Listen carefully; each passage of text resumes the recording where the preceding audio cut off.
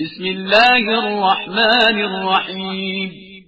لا أقسم بيوم القيامة ولا أقسم بالنفس اللوامة.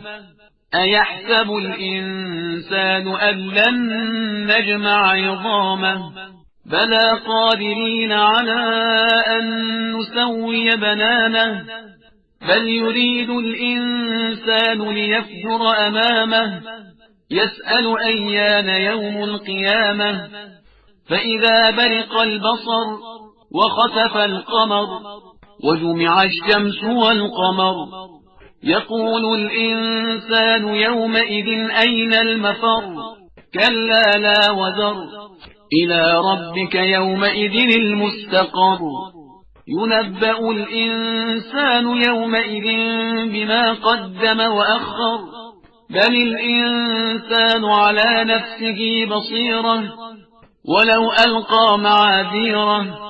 لا تحرك به لسانك لتعجل به إن علينا جمعه وقرآنه فإذا قرأناه فاتبع قرآنه ثم إن علينا بيانه. كلا بل تحبون العاجلة وتذرون الآخرة وجوه يومئذ ناظرة إلى ربها ناظرة ووجوه يومئذ باسرة تظن أن يفعل بها فاقرة. كلا إذا بلغت التراقي وقيل من راق وظن أنه الفراق والتفت الساق بالساق إلى ربك يومئذ المساق.